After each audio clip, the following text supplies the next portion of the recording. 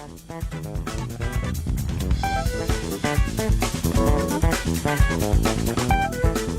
now, let's join Maggie Linton on SiriusXM Urban View, Channel 110. Well, welcome back. Later this hour, our colleague and friend, Dr. Wilmer Leon, will discuss his special on the 60th anniversary of Brown versus the Board of Education. That's coming on tomorrow at 11 a.m. here on Channel 110, but he's going to be here today to talk about it. But we continue right now with A Journey to the Other Side. Author C.J. Golden shares the story of Tracy LaCroix with her latest work, Reflections from Beyond, sharing a message of hope, peace, and kindness. Welcome, C.J. Well, hello there. Good morning. Yes, good morning. It's still morning, isn't it? Yes, it is still very much morning, believe me, even here on the East Coast where it all begins. Yeah. Let's talk about your how you met Tracy. Oh, series of amazing serendipitous events. I was driving down through the Delmarva Peninsula, Delaware, Maryland, Virginia, and happened upon an inn, Shore Stay Suites, I think it was called, in Cape Charles, Virginia.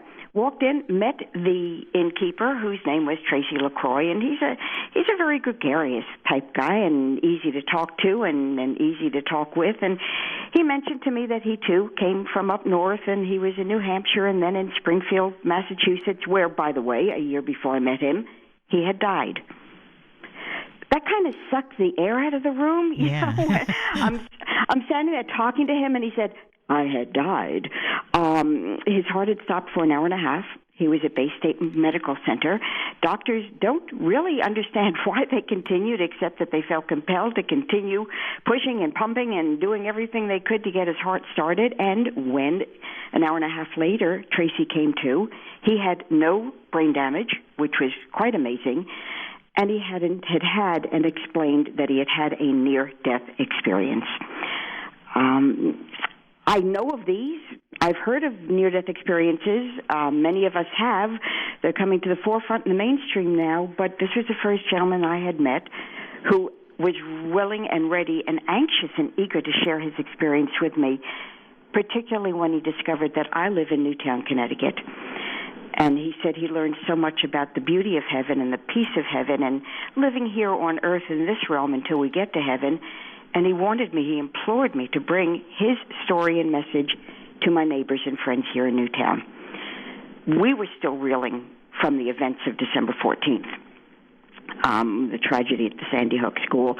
And thus began a partnership, C.J. Golden and Tracy LaCroix, and the book Reflections from Beyond. Yeah, and the book is you've written a couple of other books, yes. And you're a person who is a strong believer in the spiritual. Yes. I'm open to believing in everything, whether we can prove it scientifically or not, particularly when it deals with the spiritual and uplifting events and helping us live our lives for the better good and with more joy. When I said that it was a series of serendipitous events that brought me to Tracy, I truly believe there are no coincidences. These events happen. The universe is speaking to us. Tracy talks about God being a God of choice.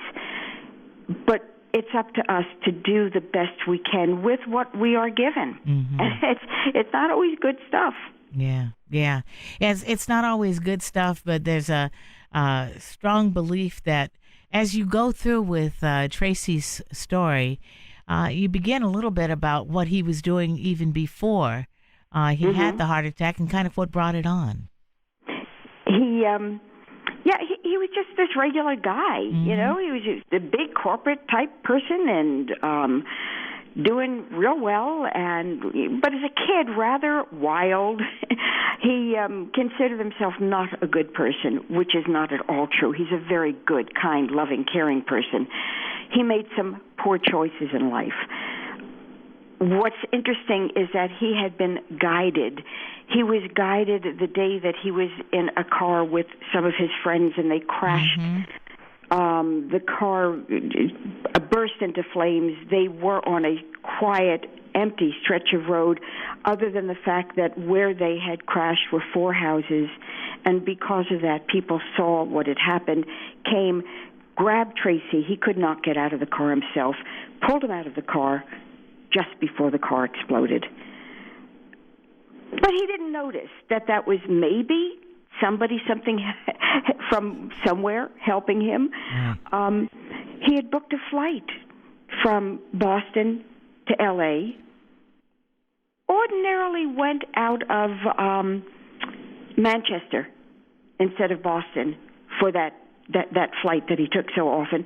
This time, he didn't take the Boston flight because the Manchester flight was not that much more expensive, and it was closer to his home, and he took that flight instead of the Boston to L.A. flight on 9/11. Right. It's something. Yeah. Something helps us, you know. Well, not only something helps us, but you start realizing you're supposed to be where you are, and there is a reason, because at the other end, so much of what he learned was that he was supposed to be here, and he had a message to give. Absolutely. He, when he had his near-death experience, and he got to the point where he could enter heaven, he did not see God. He did not see anyone, but he felt God's presence, and he felt himself being asked if he, given the choice again, choices. You may enter heaven, you may come back and finish your life's work on earth. He chose to come back because he did not want the pain that he knew his wife Alice would feel and suffer should he leave at that time. He had no idea, none at all, what his life's work should be. As time has passed, it's been slightly more than a year now. As time has passed, he recognizes that his life's work is to share his message, to get the word out, so to say, to touch as many people as he can with his healing words. Very true. Once again, we're talking with C.J. Golden. She's written a book, and it's basically kind of a biography about the gentleman named Tracy LaCroix. And the book is Reflections from Beyond, sharing a message of hope, peace, and kindness. And she is also the author of a couple of other books as a person who's been guided to write about the Towel of the Defiant Woman, and Towel Girls Rule, and kind of keeping women open to the universe, as kind of the way I would describe it. Would you? Yes, absolutely. Thank you, Maggie. It's interesting because when I embarked upon writing Tracy's book, I thought, well, this is a diversion for me. But it really isn't. Taoism teaches us that life happens. We all know that. And it also teaches, and I use the word defiant because many people don't recognize that Taoism is not complacent. It doesn't say, okay, this happened, just take it.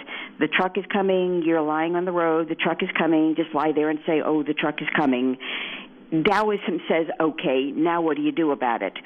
Recognize that truck is coming and do something for the better good. And so writing Tao of the Defiant Woman, which helped me, by the way, greatly as I eased through the years and saw the candles multiplying at a great speed on my birthday cakes. And then I wrote, at a request of several young moms, I wrote a similar book, Tao Girls Rule, for teen girls, understanding that we are who we are, where we are, when we are, and accepting our strengths, forgiving ourselves our weaknesses. Yet if I had been able to do that as a teen, maybe I wouldn't have struggled so much as an older adult until I wrote the women's book. I wrote that one for me. Yeah. I needed help. Yeah. I needed it. And now as I look in the mirror and I see more wrinkles and the hair is gray, and we're approaching in June my 70th birthday, and I couldn't be happier, nor could I feel more fortunate. But it's a long road getting there. Well, having met you, I definitely did not peg you as 70, so you must be doing something right.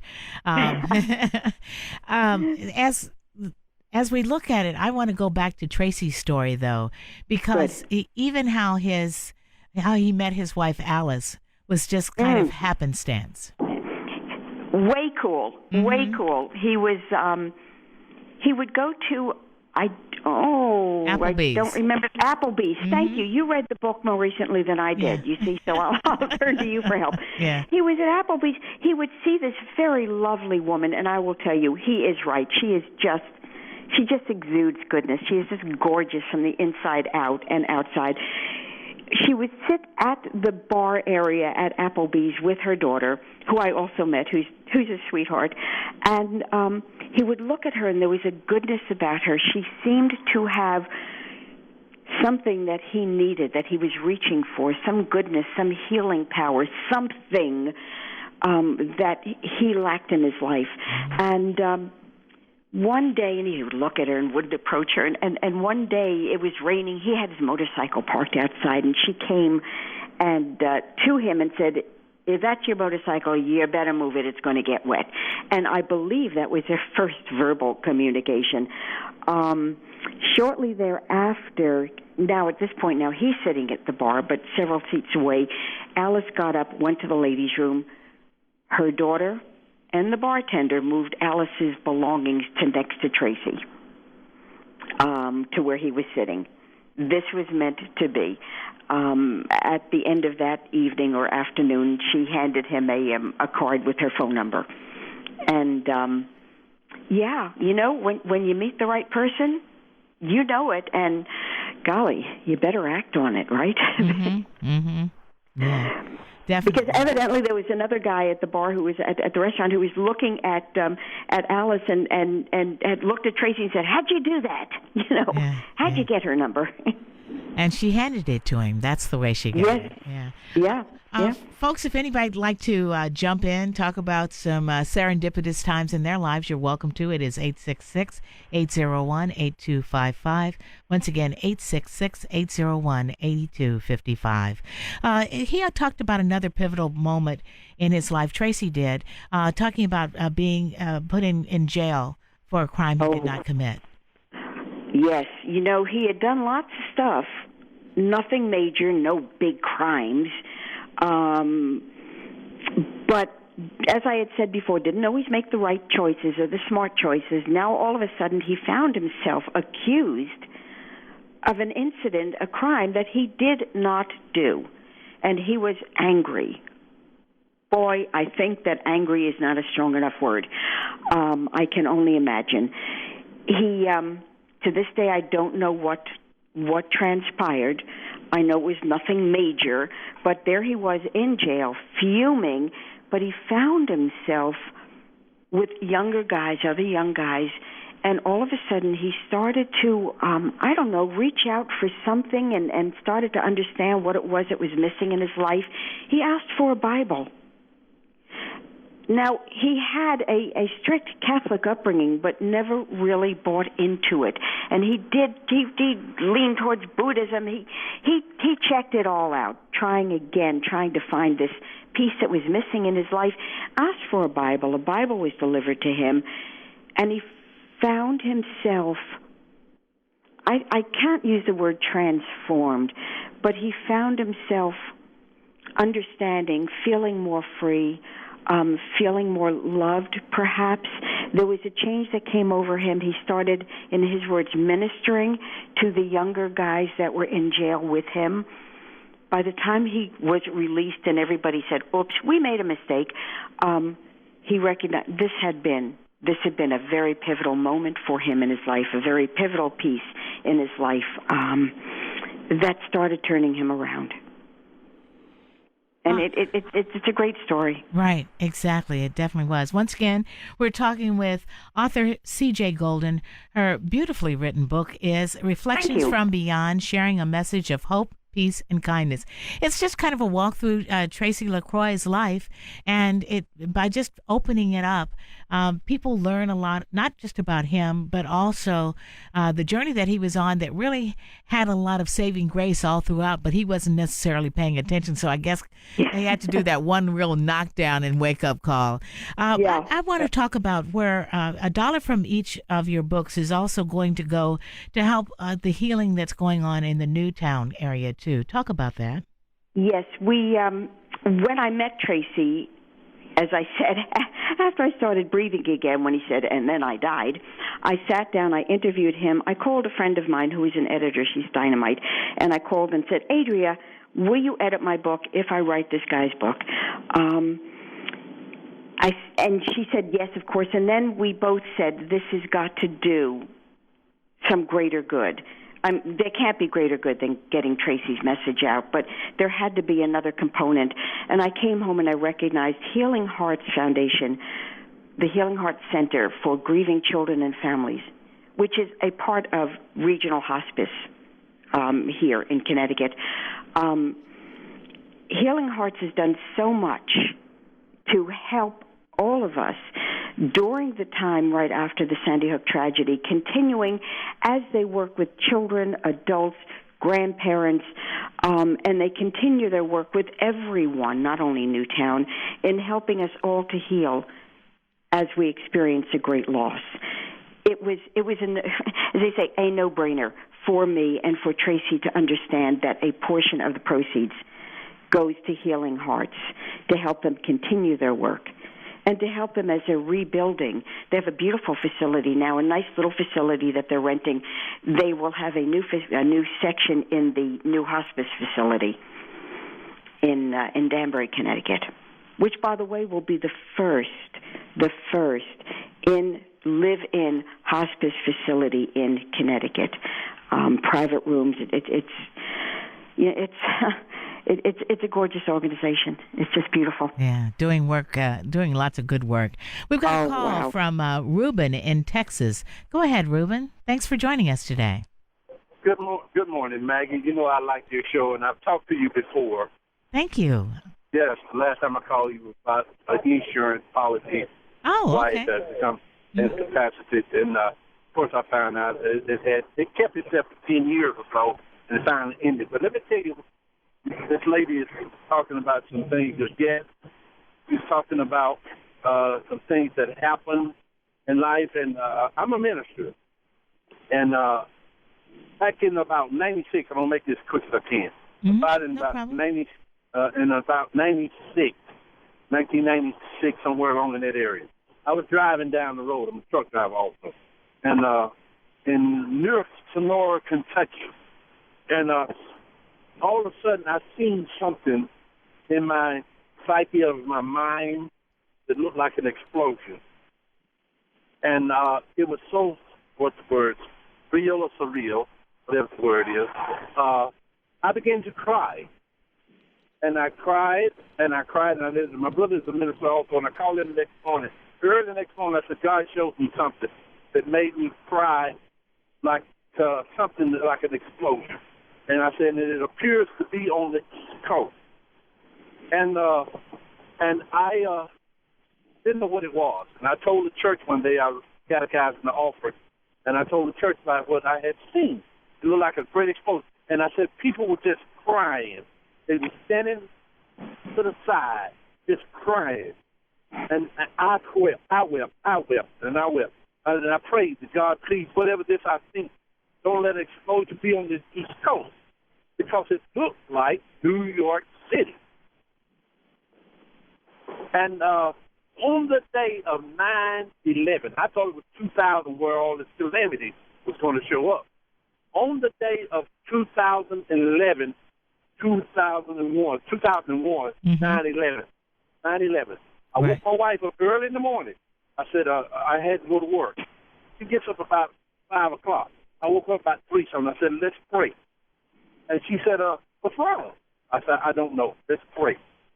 She got up. I didn't know what I was praying about. I just got up and done a general prayer. And she prayed with both on our knees. I went on to work. About 8 something and 9 something that morning, she called me and said, what you doing? I said, I'm laying down waiting to get loaded. And she said, turn the TV on. The World Trade Center been hit by a plane. And I said, what? I said, the World Trade Center, which is my fascination. I knew a lot about the World Trade Center. Wow. Because they finished them in about the time I was about getting ready to finish school. So I knew they had asbestos in them. I knew they didn't have a water system, sprinkler system in them. These are things I knew. And I had taken pictures of them when I went to New York. I loved them. They were so beautiful. They were. And so when the buildings hit, and then that other one, I'm watching the TV when the second plane hit. And when the second plane hit, it never dawned on me what God had shown me until the building started falling. And when the building started falling, it was like an explosion come around those other buildings, like a dust of cloud come around. And that's what I had seen, something like the planes that made the top, and then when they hit, and then people were standing everywhere crying with dust all on their face. And this is what God showed me. Mm-hmm. And to this day, I still cry about it because I wish I could have stopped the whole thing. But you did the best thing, which was at least pray for those folks. So as they left this earth, there were people who were thinking positive for them and wishing them blessings for the journey. And that's that's also very important. But thank you for sharing. And it's strange that we're doing this show today because the 9/11 museum just got dedicated yesterday and will be open to the public starting next week. Yes. So your call is very, very appropriate. And thank you for sharing, Ruben. Yes, I got. Thank you, Ruben. He just left. He just he left us. He lost the connection, but very poignant. Thank you very much for calling. It really makes a big difference. CJ, I'm going to have to let you go, but I want to thank you. Hang on just a second. Sure. Okay. Thank you so much for joining us, and I want to tell everyone it is author C.J. Golden. Learn more about Tracy LaCroix's near-death experience with the book Reflections from Beyond, sharing a message of hope, peace, and kindness, and at the website reflectionsfrombeyond.com. And once again, if it's easier, I'm sorry, Maggie, if it's easier to remember, C.J. Golden, GOLDEN.com. CJGolden.com. Yes, okay.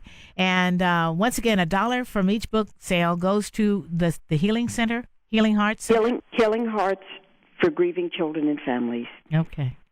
And that's based in Connecticut. Thank you, CJ. Wonderful chatting with you. Maggie, thank you so much.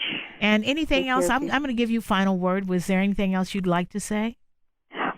No. Other than it's just we should all open our hearts to believing. If science can't prove it, open your heart anyway. It helps life, helps us get through. Very true. Very true. Yeah. All right. Thank you. When we return, 60 years of history still unfolding. Stay tuned.